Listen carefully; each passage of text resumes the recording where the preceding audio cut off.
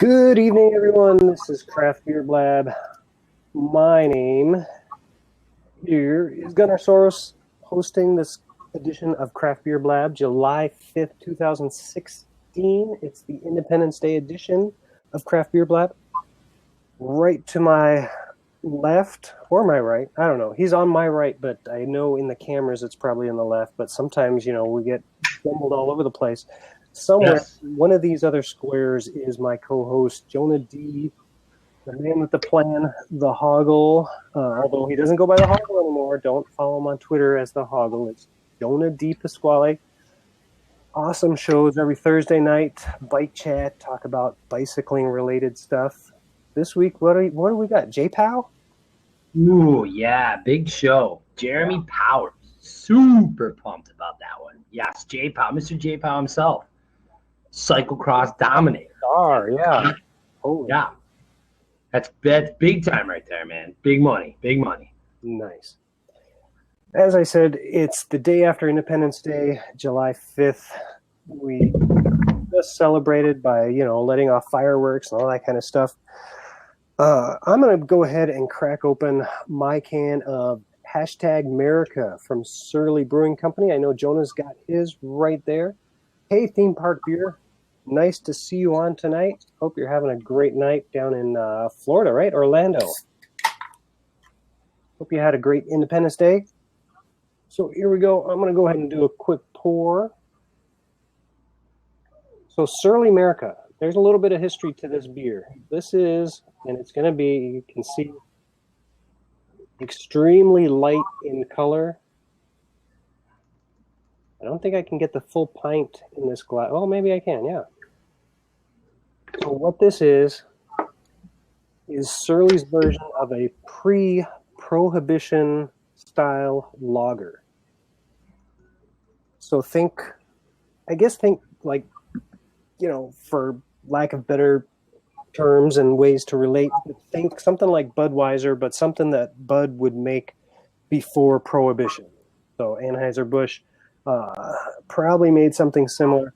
This, what was the interesting thing? They use a lot of corn in this beer. So they brew it, with barley malts, but also with corn. And I think that's kind of an American thing that they added this adjunct to pump up the sugar volume.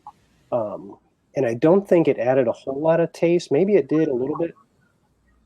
We got 5% ABV. It is a lager. So normally I'm not a lager fan.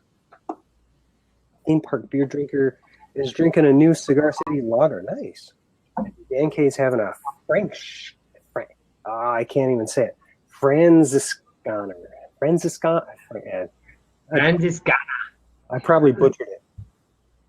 But there you go. Okay. So the head kind of dissipated quickly. It is highly carbonated, though. Yeah, but I find a lot of people not understanding Prohibition style, and I feel like the other thing too is it's sort of, I don't know. I want to say starting to become that cliche. I notice whiskeys do that a lot. Right. Prohibition style whiskey. Right. And I think it's certainly good to follow suit with the way things used to be, but it's like I was just joking with my wife earlier today. I don't know if you remember that stupid suntan lotion company, Banana Boat. Yes. And she's talking about like, oh, Banana Boat suntan lotion's on sale, and I'm like, get on the boat, the Banana Boat. And she like looked at me, she's like, no idea what the heck I was talking about, right? So but I mean, that's something that's a very good example of when you say Prohibition style. I mean, I could be drinking a Prohibition style and not know what a Prohibition style beer would taste like, other than obviously comparing it to something that is more relevant. Now, obviously, I can tell you that this this is probably in the family of the Surly beers. This is without question probably the lightest of the family of beers that I've tried, and ales that I've tried. Would I say that it would be one of the beers that I would probably consume more often. I don't know. It's interesting. I have to say I like changing it up. It's very light. It's very light to the palate. Right. It's funny that you'd said corn. I don't you know I didn't even cross my mind. But again, it's back to my point about prohibition and not like knowing. Okay, light sparklers, do it. Go sparklers. Love it. Sorry, I'll get. We should bring sparklers indoors. Yeah. Well, yeah. So I mean, let's talk about that. I mean, prohibition was a big. I mean, that was a big change, in a lot of things in history and culture. The speakeasies, moonshine, that kind of stuff. I mean, could you imagine that? If you wanted to drink beer, like what a pain in the ass it would be to get a beer. Right. You know what I mean? No. No package stores, no breweries. I don't know. I think it would be very difficult to live back in that era. Right. Well, and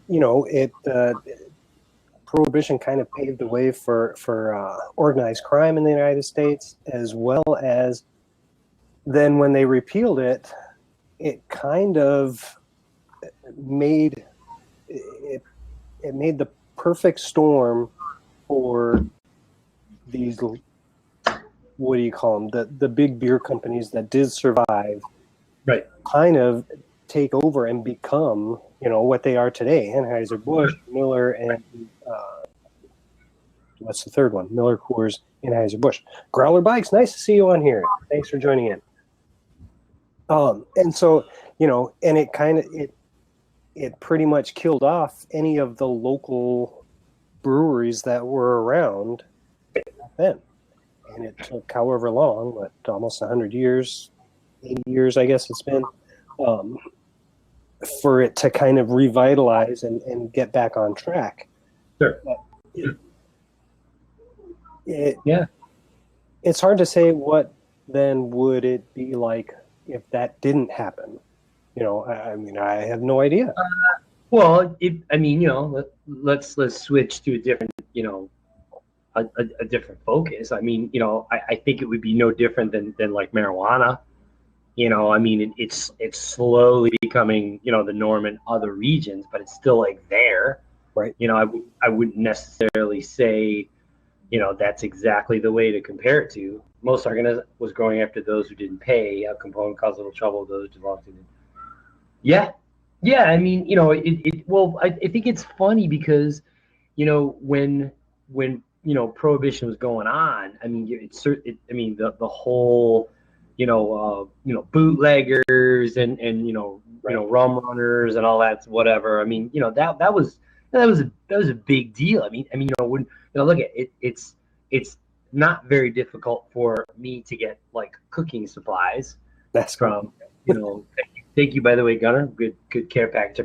But I mean, think about that. I mean, we enjoy the liberty, of being able to, just drop something in the mail, cooking supplies. But I mean, the other conversation was that was, and Dan, you'd mentioned, organized crime. Absolutely. I mean, make no mistake about it. I mean, beer, whiskey, any of that thing that was a hard to come by commodity, or obviously, in a very, sought after mindset, was much of prohibition. And it was interesting. I mean, I think like you said, is the, the speakeasies and the undercover gin mills and stuff like that. I mean, I think that would be a fantastic time, to go back and live and just see what that was like, because it would probably be so eye awakening, to be like, wow, like what a different mindset in general. And also too, I think the other point that you were making, is there weren't mass, brewing facilities and things like that. So I think a lot of the whole mindset was using ingredients that were readily available, corn and mash and what have you. Like I can't imagine that they had, an abundance of hops and barley and wheat and things like that. I mean, I'm sure probably some of the original prohibition, beers they probably were terrible. But if it was like, hey, here's beer, and not heavy or having beer versus just drinking water, I'm sure most people would just be going nuts over it. Right.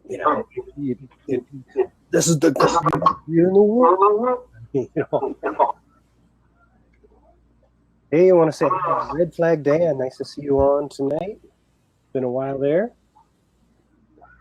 So while we're still talking about craft beers, let's switch gears a little bit here. I wanted to talk about how, we were talking about Independence Day. I kind of titled the show "Celebrate Independence from Boring Beer." But how else does Independence and Independence Day and what America had to go through kind of relate to the craft beer culture? If anyone out there wants to type in something in the chat there and let me know, or what do you think, Jonah? How do you think that Independence and Independence Day kind of relates or mirrors, or maybe it's totally opposite and it's like a complete contrast to the craft beer culture? Well, I think I think freedom is something that is not free. Not to be cliche. And I've got a lot of family and friends in the military, and I've talked to them firsthand about what it's like, and it's I've got a cousin that went over overseas, and they're like, yeah, it's kind of cool. You're traveling to different countries and stuff like that. But I mean, at the end of the day, it's a major job protecting their country. So I mean, you have people, that are sacrificing their time, to make sure that we are all safe to take advantage of the things that we readily have. But I think that that opens up the opportunity and the freedom to have the choices to do the things that we want to do. I feel like craft beer is that same scenario where you have the freedom to try different beers. Yeah, I do agree. I do agree with that, Dan K. Yeah. But that's it for me. I mean, I feel like we we're talking about a little bit of a tangent on prohibition, but I think we don't necessarily have to drink any one style of beer. I mean, there's so many different styles of beer. This show's a great example. I'm sure we'll be talking about many more different styles of beer, but I think it's been great for me because I don't really feel like I ever have to have the same beer over and over again. There's so many different choices, and the other thing too is it's just the nice thing about all these different microbreweries that are coming out of at this point the woodwork and just making some really great stuff. They've got the ability to experiment and do whatever they want, and some of them are really doing some really great things. Obviously Oscar Blues, Surly, a number of the companies that we've talked to and dealt with. So I think it's I think it's a great thing. Right. No, I completely agree. And, to me, the film, like Surly, okay, well they can go ahead and call their beer #America. They can go and try to produce a pre-prohibition style lager, or they can go ahead and produce their IPAs, or they have a chili beer. They have the freedom, as we all do, to go ahead and go off the beaten path and try whatever they want.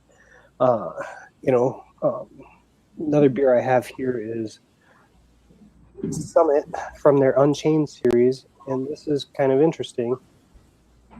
It's a ginger cream ale, so it's actually brewed with ginger. But they can do that because they had the freedom to do that. Growler Bikes, 100% Dan, beer, and here we go. These kids can defend our country. They can be, I totally agree that if you have a military ID, I think that you should be able to have a beer to be able to consume and enjoy beer. You're serving our country, fighting for our rights and our freedoms. You should definitely have it. Dan K says, to answer the question, to me it represents the ability to buy and drink something out of the norm, to be given options to create something that's theirs and their own. Exactly. And that's kind of what freedom is about, is to be able to express yourself, to be able to do what you enjoy doing. Uh, and I do think, not to sound cliche, but it's something that we shouldn't necessarily take for granted, right? It's something that we should definitely cherish, because there's a lot of people in the world that don't have the freedoms that we have, plain and simple. Yeah, yeah, yeah. Well, and I think that the other funny part about it is when you talk about freedom, it's crazy. We make the assumptive of the fact that the internet is accessible everywhere and anywhere. Certain social platforms are readily available everywhere. Excuse me. But you know, I would imagine this platform in certain countries would probably be illegal. Right. Just what we're doing right now. Mm-hmm. Even though we're talking about beer, which is interesting. Right. Well, and we have the freedom to go off of that topic, and I'm sure there's lots of blabs and Google Hangouts and all kinds of stuff about I don't know, marijuana, about stuff that maybe we're not interested in, but people have the right and the freedom to express that and talk about that. Right. Yes, if we could get rid of the distribution laws. Yeah, that whole. So coming out of Prohibition, they implemented the 3-tier system, which supposedly means brewers have to go through a distributor to get their beers to the retailer before it goes to final consumer. Yeah. Although now in some locations, brewers can go to consumer by way of growlers or tap rooms and that kind of stuff. But still, it's an antiquated distribution system. Right. Well, I'm not saying that distributors are bad, because there is a benefit to a distributor. The breweries can send a majority of their stuff to a central distributor who will then distribute it out to who they want. Right, but it. I mean, let's be realistic. I mean, is that not ironic and counterintuitive to freedom? Because on previous shows, you specifically, and I remember myself, Dan, you mentioned this. I know I'll say your name. Is were we not talking about shelf space preems? Mm-hmm. Were we not talking about dropping specific craft beers? I'll tell you, man. I was a rep for a bike manufacturer, and I know that there are certain bike manufacturers that when they were dealing with IBDs would give. I'm telling you, I know this happened. Perks and incentives for dropping said brand. Now I know that, and we know this, and you mentioned this. There's certain vendors and retailers and packaged goods stores that stay true to their community and their customers and won't only carry certain beers. But there are some of those stores that fall on the fringe that are looking at the greenback saying, wait a minute, let me see. Don't carry this. Don't carry that. Carry this.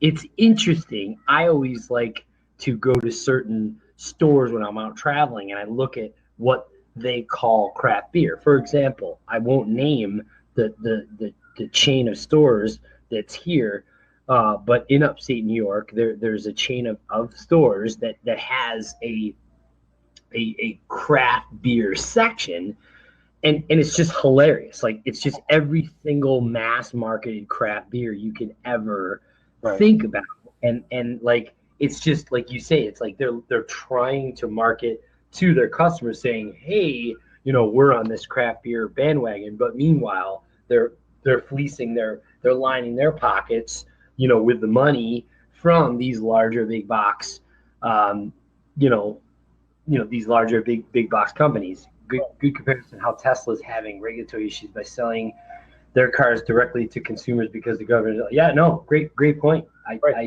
Yeah, and the thing about that sucks is, those cars are phenomenal. I mean, they really are. In fact, I saw one up close and personal, the other day, and I mean, I have to say, I was pretty blown away. I was like, wow, I mean, this is, it's a great idea. It's a gorgeous car. I mean, the concept is it's all there. I mean, everything about it, Reduce the province by removing the politician.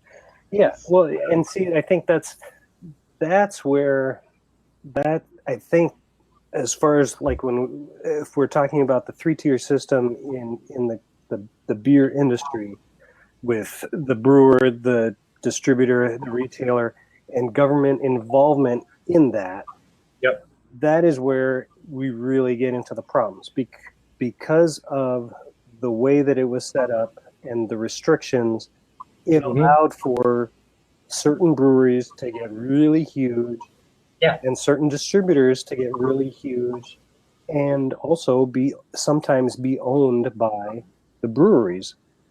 So you have so much going on. We talk about a free market sometimes, and we do talk about a lot of times, because we both have experience in the bicycle industry and the things that are mirrored there. We talk about the distributors in the bike industry and how they strong arm and are able to kind of force retailers to do what they want, which to me isn't fair. That's not the way to do business, and if I want to buy a bike on the internet direct from a manufacturer, I should be able to. I mean, I'm smart enough to know how to put a bike together. I'm smart enough to know what I want. Now, is every consumer going to be able to do that with the right mindset? No, but I mean, they should have the freedom to be able to do that. A free market without government intervention would improve competition. Yeah, I totally agree. Yeah, no, Dan, I agree with that. Government should have a nose in private businesses. Absolutely. I mean, I think first of all, I think it's ridiculous. Right. But I think the other thing too about that comment is, in one conversation, they're not paying any attention to the larger sector companies that have these like ridiculous monopolies. Like, for example, the wireless companies. I mean, they're just it's how how is it that one major conglomerate has every single freaking cell tower from coast to coast, but yet claims that their competitors have separate cell towers and other ridiculous, factors about that. But that's one of the things that they're like, oh yeah, they're doing a good job to, divvy it up amongst the masses, where now all of a sudden they're looking at things like, the distribution of beer, which it's just asinine. Right. I feel like that in itself is a crime. But, the other frustrating part is, like you say, is small retailers are losing because they want to be able to stay up with the Joneses, and, they want to be able to sell craft beer. Like, for example, let's talk about, the little bodega shop in the hood. They're not carrying, you're not going to walk in, you're not going to find craft beer. You're going to find all of the top, big shelf brands, because guess what? Those customers come in, they want cheap beer. I mean, you can get a deuce of Bud for $1.75. I mean, how do you compare that, to Thunderbird exactly? How do you compare that to craft beer? I mean, you can't. But the same conversation is, whether it's the demographic or the customer, the customer preferences. I mean, we were joking on a show that we had, God, probably it seems like eons ago, about 40-ounce beers. You go into the hood, you're going to get the best 40-ounce you can ever find, right, where you're not going to find that beer at any of like your regular local places you go to, just because that's not the demographic of beverage that they're selling. Right. But there's just the distributor itself is I hate, it's sad to say, the distributors, like, okay, Mickey's Wide Mouse, for example. I don't know about you, but there were Dan, he had Mickey's. Yeah, exactly. I mean, the irony is, to get good quality or to get that kind of beverage or malt beverage. I mean, yeah, you literally have to go into the shady sectors to find that, just because it is what it is. Right. It's bizarre. Well, and on the flip side, there's also the fact that because of the distribution systems, and because distributors favor their stores that are already established and, that sell a lot of everything and not just craft beer. So we have here in Rochester, we have some liquor stores that carry a pretty good selection of craft beer, but I mean, they also sell a ton of regular macro large brewery beers. Another shop opened up that was trying to cater specifically to the craft beer community. So they're selling only the craft brands. Now they're still working with the same distributors, but because they're a new startup and because they don't have the buying power, because they're not selling a ton of Bud Light next to a small ton of Surly, they don't have the buying power to get their price lower. So they end up having to charge a lot more for the same beer. Well, so then guess what? If I'm going in, hey, I can get Surly at Joe Blow's liquor shop, or I can go and get it at Class A super high tech only craft beer store, but pay more. Where am I usually going to go? I'm going to go where it's less expensive. And so unfortunately, the craft beer specific store went out of business because they couldn't compete. And again, that's all, it all ties in with that whole distributorship. It's a whole, there's a whole mess of things that goes on. Yeah, but when you talk about the distributorship, I'm waiting for that time frame when all those stupid regulatory county and state line regulations go away. My local package store that I usually get craft beer from, he and I were chatting, and he said there's just some stupid clauses with being able to import or beer. It has to be, it can't be so many ABVs, blah blah blah. And I'm thinking, oh my god, like why do you, there's so many craft beers out there. I don't know why in the world they're trying to complicate things and make craft beer from Minnesota, so much more difficult to purchase in like Rochester, New York. You know what I mean? Mm-hmm. But understandably so, there's other parameters around that particular conversation. But I think as far as other brands go, but that's a good point. And when you say freedom, we talked about this before, and Cigar City's a good example.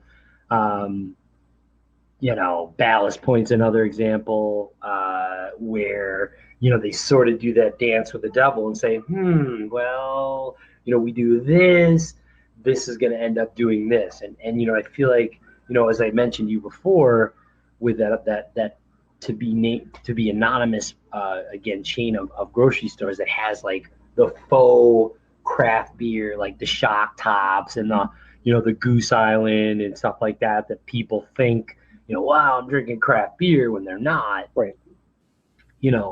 I guess it is what it is. Now, I throw the disclaimer out there in that, I'm Gunnar, I think you're probably the same adage, is that we don't want to come off.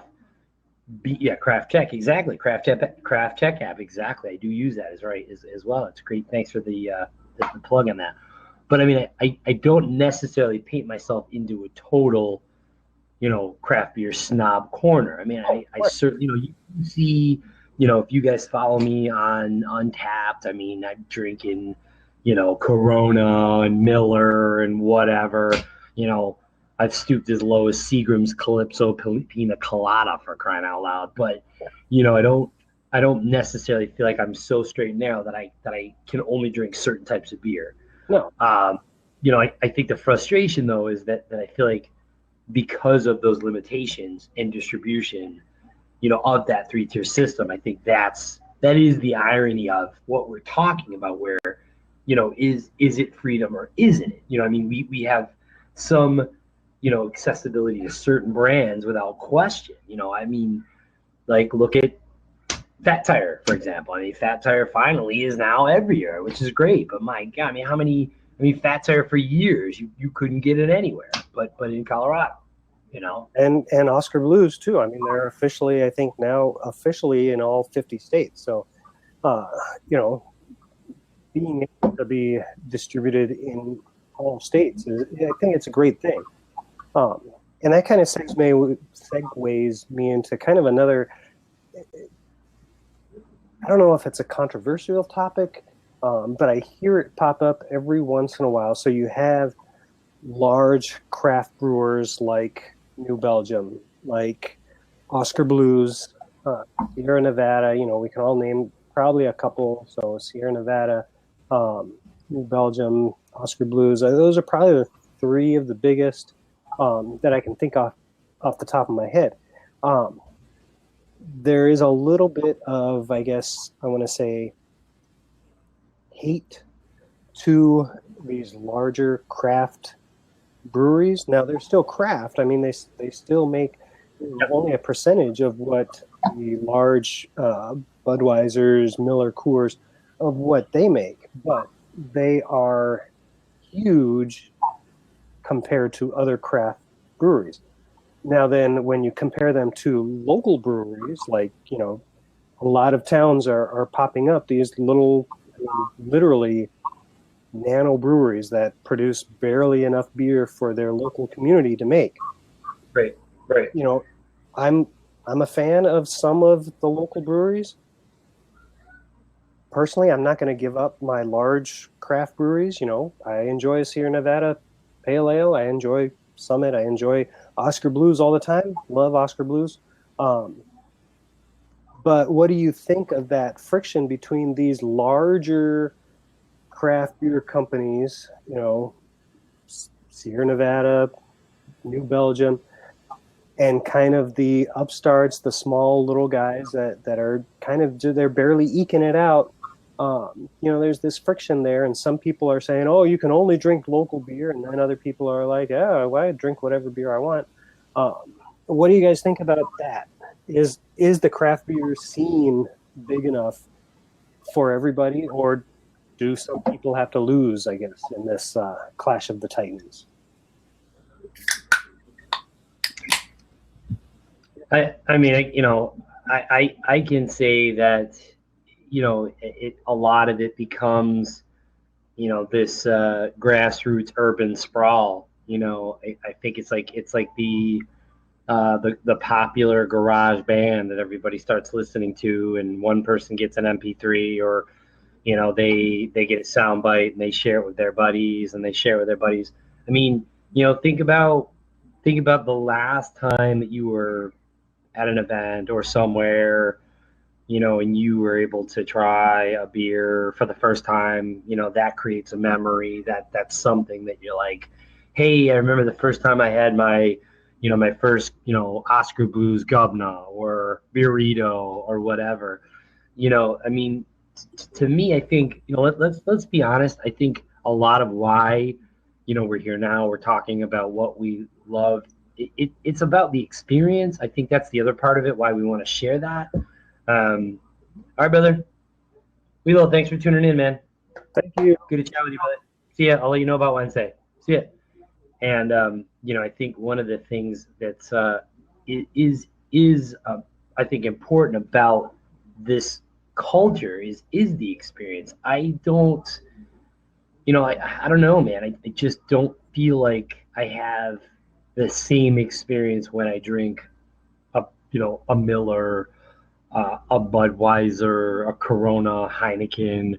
You know, I guess I do have some, you know, fond memories of like the first time I drank like a Foster's out of a giant can. You know, the first time I drank like a skunked Heineken, I was like, oh my God, I'll never drink Heineken again. You know, or, you know, back in the day, I this past weekend, I was at a park, and I overheard a lady telling a story about how her and her husband used to come and hang out at this particular point in the park, and drink these little mini Miller ponies. And I was like, oh my God, like I totally remember that. I was like, but I mean, it's things like that. I think they're they're more of a novelty than like a true memory. But I think with craft beer, I think it's just, to me, I equate it with good food. I equate it with good coffee. I mean, it's an experience. You're like, man, I remember when I had this beer, or I drank that coffee, or tried this meal. You certainly, you can remember the time. You can remember the what you were doing, the person you were with, or what was going on in your life. And I don't know, it's weird. I guess maybe I'm getting a little too deep, but I don't think that when you drink $1.75 Budweiser, that's going through your mind. Right. No, I completely agree. There's experiences that go along with it, and maybe that's part of the price of entry with craft beer. It's not. Who remembers every time they drink a Pepsi? When you go and crack, it's just something cold and sweet, and you just drink it, and hey, that's it. So I mean, you don't remember it. It's nothing that you're necessarily savoring, even though the ads make it seem like, oh yeah, it's so refreshing, it's an experience. And so I think you got it right on the head there. That a lot of times, you go and you get all excited about, okay, yeah, hey, I just got this Surly America beer. I'm so excited and pumped to try this out. And you crack it open and you give it a taste. And even if you don't like it, it's the experience of saying, wow, this is really interesting. It's got a lot of flavor. I don't know if I like that flavor, but it's something that's cool. It's different. It's it is refreshing, or maybe it's not refreshing because it's so hoppy that I just like a punch in my face. Why would anyone drink that? But you remember it. It's the experience. It's the savoring of it. It's kind of the whole. People are so into experiences, and I think that's why we mountain bike and ride bikes and do athletic adventures, is because it's an experience. It's something that you take in and you enjoy, and I think you got it right on the head there.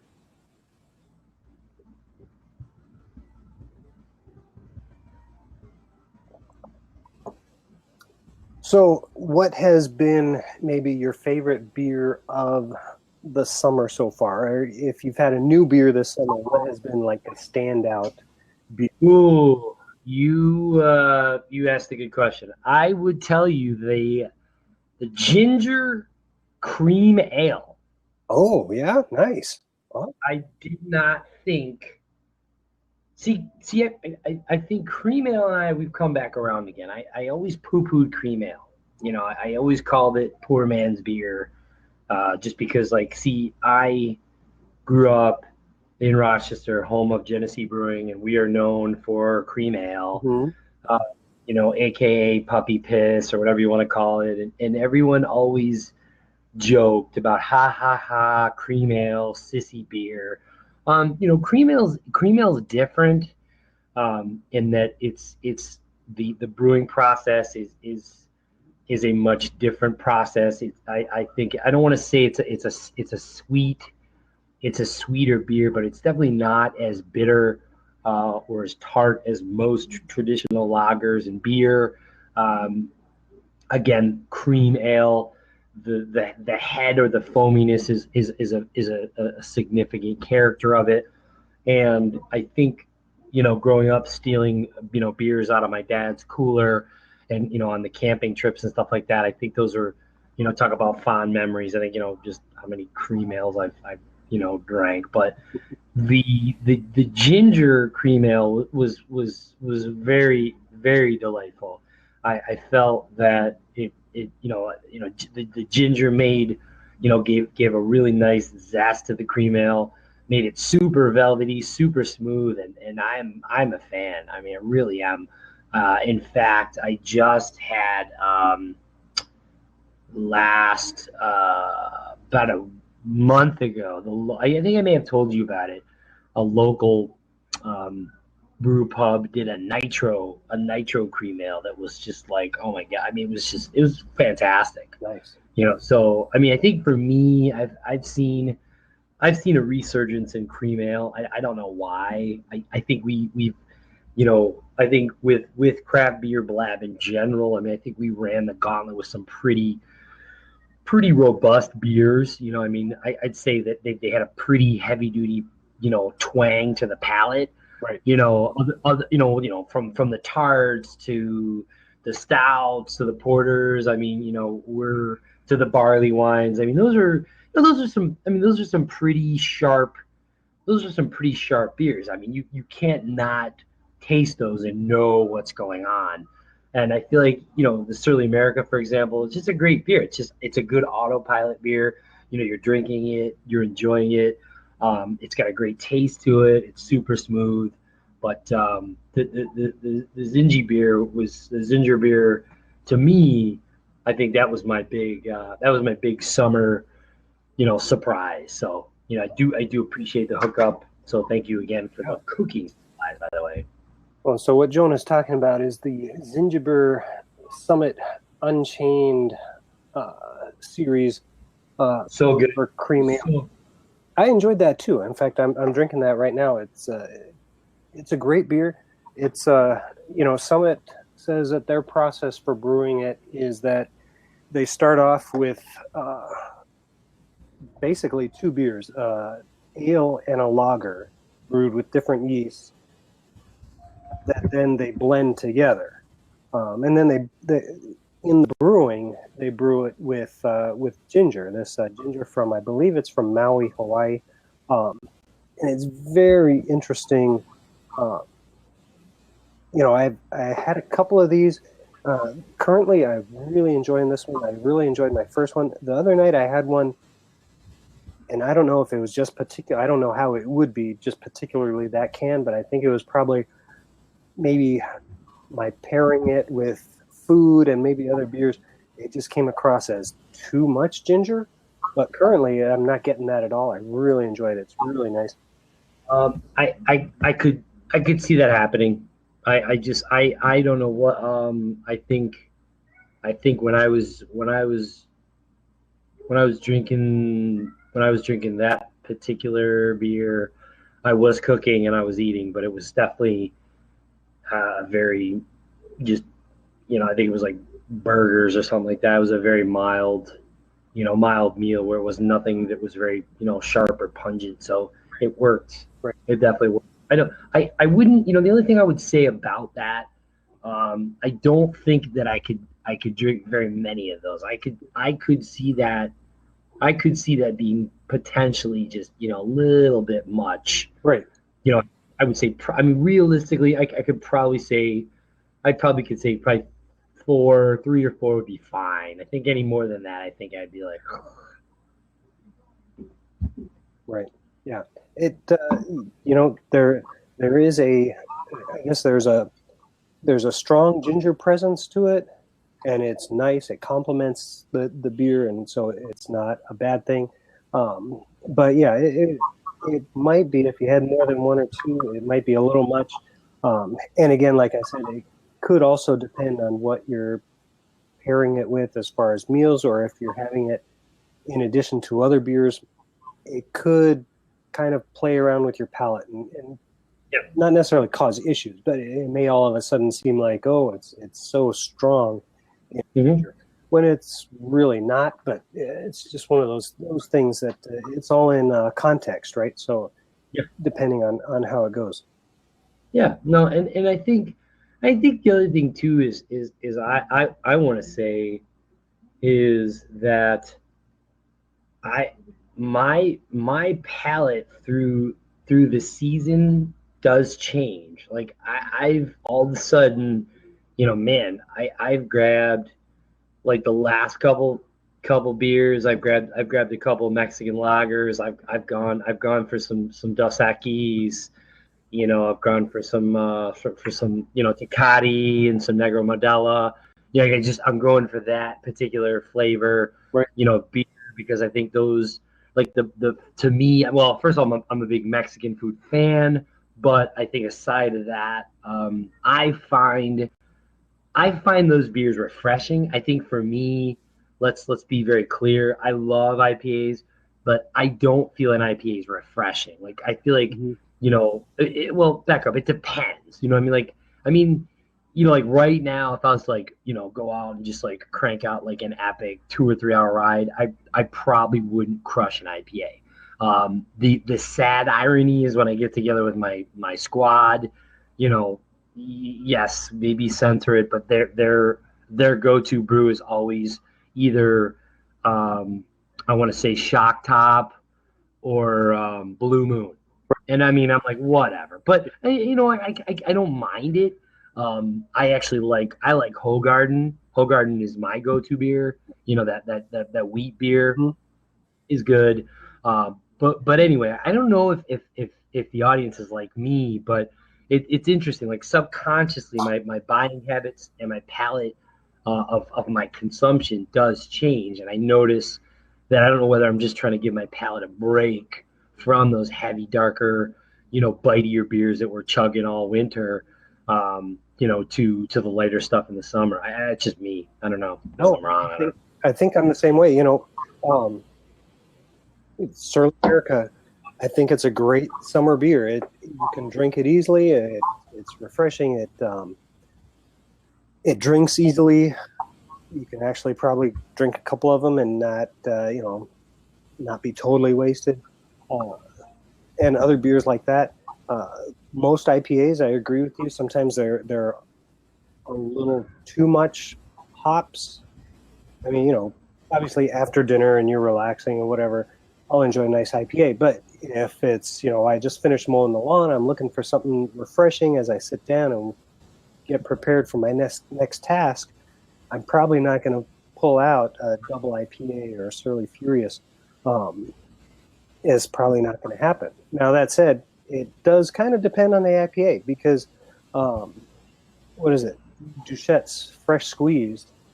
It's such a refreshing IPA, and I guess it's in whatever the hops that they're using and their timing and when they do the hop additions, because it's not a bitey hop presence. It's very much like drinking berries almost. I mean, it seems like every time I drink a fresh squeeze, it's like, oh, there's got to be berries in this beer. I mean, I nice berries like blueberries and strawberries and all kinds of berries. So it becomes a lot more refreshing. Yeah, I mean, it's berries. Here we go on the fruitcake. It's funny because whether it's a Hogarden, and I think that Dan sounds like he's trying to get me all fired up about the Franziskaner, with fruit beer. Exactly. Here we go, Dan. He's all over me now. Yeah. Get out the watermelon Dorado, for crying out loud. but in all seriousness, I tell you, there's a couple local micro brewers up here that would do a blueberry beer that was just, man, it was to die for. I mean, first of all, Dan, I do like fruit beer, for the record. I was a big fan of blueberry beer back in the day because they'd actually drop 4 blueberries in the beer. It was like legit, it was to Gunner's point, it was beer made with natural flavorings, not questionable flavorings. And I know, Gunner, you're always into that conversation. Yeah. But honestly, man, outside of that, I would never really experiment at fruit beer. Now, there is one beer that is on my list of things to try. Supposedly, somebody's tempting me to try mango even keel. I've not. Have you tried that, by the way? I haven't. That's on my list. See, that's been one of those that I'm afraid to try. I'll take a bullet. I don't know. It's like I had a couple buddies that did try it, and they said it was decent. So I'm going on the fact of 2 things. It's a lighter beer. I'm okay with that. If I'm going to waste it and I'm going to try it, I might burn it off now. Right. Hey, got a couple folks jumping in here. Who's hanging out? Simulator. Nice to Simulator. Diego Soros. I don't know about Simulator. I gotta wonder what's going on there. Hey, Simulator. Maybe she likes fruit beer. Oh Yeah. wow, there you go. Yeah, Diego, she's got a pretty good point. Hey, what's up, Diego? How's it going? She's coming in. She's gonna throw out the Diego vibe. It's like, what's up? We're talking about fruit beer and a little deviation there, but I think during the summer. Now here's another conversation with your Mexican lagers and stuff. Do you like to just enjoy the beer itself, or do you like to use lime? Are you the wedge lime guy? You do that? If I am drinking a Corona, occasionally I will put a lime in it. And, Yeah, right. I don't know if it's just tradition or just, that's what you learn to do when you're drinking a Corona is to get a little wedge of lime and stick it in the bottle and enjoy it. Um, yeah, Dan K, I kind of agree. Lime does kind of give it a little bit of flavor. Um, it it does something to it. When you think about it, Corona is just kind of, I mean, it's the way they make it and the way they sell it. It's like, it's cheaper than Budweiser. So it's like, well, there's probably no flavor in the beer itself. So if you add a little bit to it, then all of a sudden it's like, oh yeah, hey, not bad. I'm drinking this all the time. Well, have you ever had? Oh my God, it's so random. It's so hard to find. Have you ever had Bud Chilada? It's like clamato, and it's really weird. It's like a tomatoey, salty beer kind of thing. It's crazy. I've seen it. I think I had a sip of it, and I just couldn't. It it's raw. It's raw. I mean, I've tried it a couple times. I've just been like, man, I just can't do it. Yeah, and It's Kate it's says it's their most flavored beer. Yeah, it probably is true. It's their most flavored beer. It has so many stuff going on. Um, That's awesome. I figure if I want a Bloody Mary, I'll have a Bloody Mary. I'm not gonna. I don't want to Yeah, seriously. into my beer. And Diego's asking, do you guys make beer? Um, I don't know if anyone else on the panel home brews. I do home brew and make beer myself once in a while. I haven't done it in a while because I've been too busy doing all kinds of other crazy stuff. So, haven't brewed beer in a while. Do enjoy it and like playing around with recipes and brewing my own beer. Danke, I do with some friends, but not on your own. It is fun. It's nice. It's Oh, so I interesting. forget. Yeah, I forgot to tell you the one of the gals that I work with, her and her husband, they brew beer, and she brought in a red ale that they made, which was fantastic, Nice. very good, very good. And I was again, well, I can't say that I'm a big fan of red ale, but I've found it's interesting. I found very few red ales that I like. Mm-hmm. I don't know why. I don't know. Just something about red ale that just doesn't. Like I just can't jive with it, man. I don't know. Just me. Well, you know what? To me, it's kind of like, well, if I'm going to have a red ale, I'm going to have what is it? Killian's Irish Red. Um, and, maybe that's not such a great beer, but it's one of those things where it's kind of tradition. You grow up or you have your first, okay, this is a red ale. It's a Killian's Irish Red. Okay. And it's like, okay, well, that's my red ale from now on. It's like having the Corona. Well, you know what? Every once in a while, when I drink, Right. I'll put a lime in it. Right. One of those. Yeah. That way with stouts. Yeah. So when you drink stouts, you're a Guinness guy. Guinness. Yeah. Well, I used to be like that. I mean, it was like Guinness or nothing else. But man, I have to say that the stout market. Oh, nice half and half. Yum.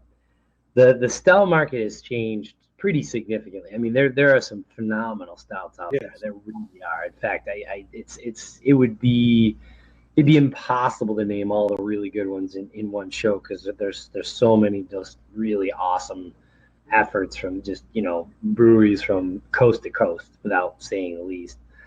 But yeah, I mean, so essentially, I think the bottom line of the show is that we have the ability to express our views for the type of beers that we like.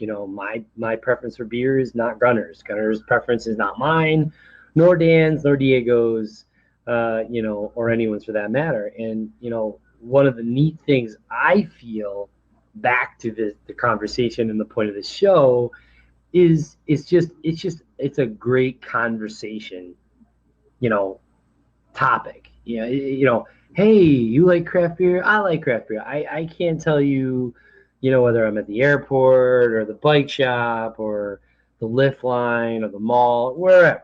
Right. You see somebody that's wearing, an Oscar Blues hat or whatever. I mean, odds are they're in the same hemisphere of thought with what what they like. And sometimes it's kind of cool because you catch people that you can turn on to some different beers or something like that. I have numerous options, and there's so many. You can almost always find something you haven't tried yet that someone else. Yeah, no, and that's exactly where I was going. Right. Is I find that every time that I run into somebody, I talk to somebody about like craft beer. We get into conversations that are like this, and somebody will say, "Oh, you like this? Have you tried this?" And I think to me that's the greatest part about it, because it gets back to your point, Gunner, is it gives you the opportunity to be like, "Oh, cool, next time I go out and look for beers, I'm going to look for this particular lager or this particular stout or this particular wheat beer, from this particular brewer or whatever." So for me, I think that's kind of cool, because then I think you get, as a customer, I think you get excited about it. And it's I think, it's sort of that, I think it's sort of that continuum. I mean, you get hooked on the beers you like, you're like, then you rediscover more beers and you go back into it, you go back into it, you go back into it, back into it. And I feel like, when that happens, that reinvigorates your stoke for the fact of why you like to drink craft beer. I mean, you're not going to have the same conversation with somebody standing next to you about, "Hey man, I had the new Budweiser in the America beer can." Right. Yeah. Yeah, it was rad. Yeah. Yeah, where can you find it? Anywhere. Anywhere. Yeah, anywhere. Like right there. It's the same Budweiser that we've gotten for 20 years, and Yeah, the same stuff we drank like in like '89, like in high school. Yeah, it's the same stuff, man. It's just different can of the America. Right. Yeah. That's the marketing is just hey, let's brand it America, and here we go. Yeah. No, I think you're totally right. That is kind of what we love about it. And Diego, you got it also. The goal is to drink all the different beers in the world. That's such a great, that there are so many options, and to be able to go out and try them and say, "Hey, this is." You may like them, you may not. It's all in trying it, though. I mean, so how do you know what you like until you really try something? So Right. You have guys that they had, and not to knock on Budweiser, but they had Budweiser when they were 16 years old. They stole it from their dad's fridge, and then that's what they drank, and that's what they drink their whole life. Yep. It's like, well, how do you know if you really like that? I mean, yeah, maybe you tried something, but Dan K, my first sip was Blatz. Nice. Yeah, the Blatz. But yeah, how do you know what you like until you try other things? I mean, maybe you really do like it, or maybe you're just so used to it, it's like water, and it's like, well, that's what I drink. Here we go. Blatz. Nice. Yeah, you do need the perspective. That is true. You need to I mean, that, and that's the whole goal with both this show and I think craft beer in general, is to just go out and try different beers. Just give it a try. I mean, again, you may not like it. I may not like the beers you like. You may not like the beers I like. And that's not the point. I'm not trying to say, hey, you've got to like the beers that I like. Right. But if we try more beers, then we know what we like. The more I try, the more I know what I like. And it's like, I like these type of beers. And that's not going to stop me from trying other types of beers.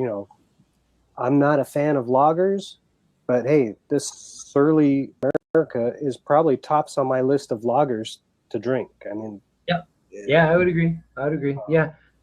And I think, like you said, is I think that, whether or not they find a way into your queue, and we've talked about some good intro craft beers before too. If nothing else, start there. Yeah, no, and I think that's a great point, and we put that we put that disclaimer out there, and that even though we call out the faux craft beers, Gunner, Sam Adams, for example, you frequently mention Sam Adams, and I would agree with you. I really, Sam Adams is decent beer. I would not turn down, I would not turn down a Sam Adams. I think they make good quality beer, tastes good. Definitely worth the time.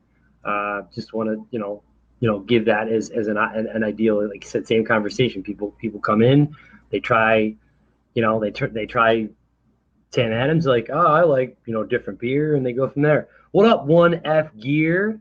Good to What? see you in the house there, Brazango. Yeah, nice to see the single speeder in the house.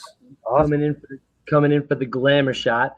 But and I think that's also the other nice point. And Gunnar, you said something that I know we're at the top of the hour that I want to talk about, is that you do get folks that are so like brain dead with like, oh, I only drink Budweiser. And man, I know I have friends like that. They're all about America. I mean, you go over their house, it's Bud or nothing.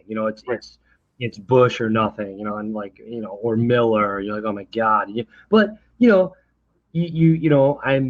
I'm an equal opportunity consumption person. I mean, if that's all they have is Bud, then like, okay, well, let's drink Bud. I mean, I don't want to be like, dude, I don't want a beer. Right. I feel like it's snobs. We just like good beer. I mean, I think. Yeah. And it's definitely, mind you, it's definitely not the same experience, drinking a Bud. But obviously, if you're over your buddy's house and that's their preference for the type of beer they drink, then they're like whatever. And it is funny because occasionally they'll come over and they'll go in my fridge like, oh, this yuppie beer. Right.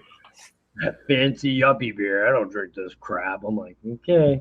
Well, you know what's funny on that, and then we'll probably wrap this show up. But so I'll go to a friend's house, and all they'll have is something like Budweiser or Miller or Coors Light or something. And I'll drink one or two, and you end up drinking quite a bit of them.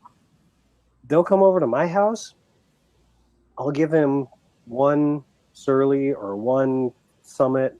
It doesn't even have to be an overly flavorful beer, but they're sipping that thing, and they give them one beer and it lasts them all night because they don't enjoy it. So it saves them money in the long run. I mean, you don't have to provide them a 6-pack when they come over. Whereas, when you go over to your friend's house when drinking Budweiser, you can just knock them back and be like, hey, hey, yeah. Yeah, Mick Ultra, woohoo! I've had 30.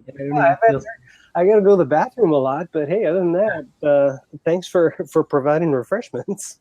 I know. Yeah, you're like, well, was it somebody? One of my buddies said it best. He goes, my drinking sober beer is Coors Light or something like that. That's what he said.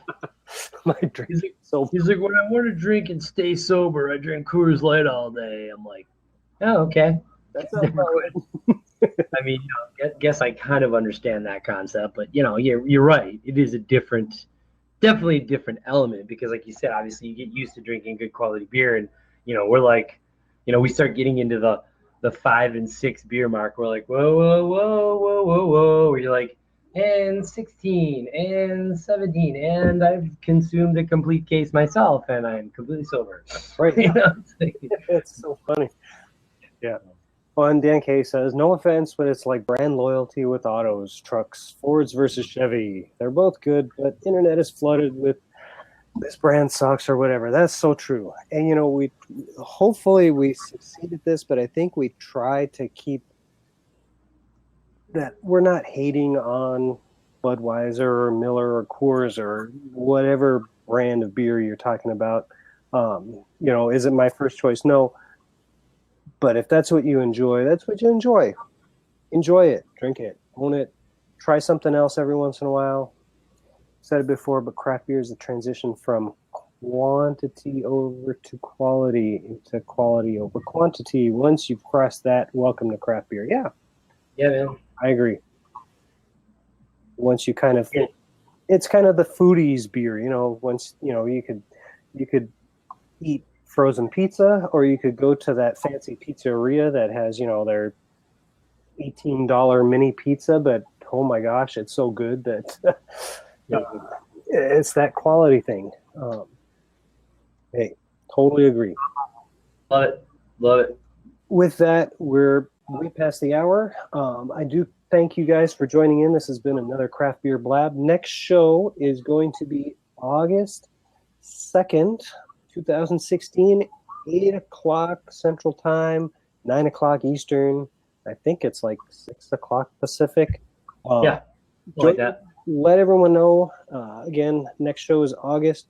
And be sure to tune in on Thursday. This Thursday, Jonah is hosting Bike Chat. And we're going to be having Jeremy Powers, world-class, top American cyclocross rider. Amazing guy, doing great things. This is going to be an epic show. I mean, this is... I don't know. How many times has he won national championships? I mean... He has won national championships, I think. I don't know. I mean, it's been countless times. So, I mean, he's an amazing athlete, and he's doing great stuff. Get the Jam Foundation, which is that's their sort of developmental give back program for riders, aspiring riders, and just he just gets it. Great guy. Yep. Super excited. So promotes the sport. I think didn't he help Tweakin, Anthony Clark get into cyclocross, and just a great guy. So Jeremy Powers, be sure to tune in Thursday night. Bike Chat, be there or be square. It's going to be an awesome show. Thanks a lot, guys, for joining in. Thanks, Red Flag Dan. Thanks, Dan K. 1FG, baby. Thanks, 1FG. And Gina, the host. Thanks, guys. I'll talk to you guys. Yeah, thank you.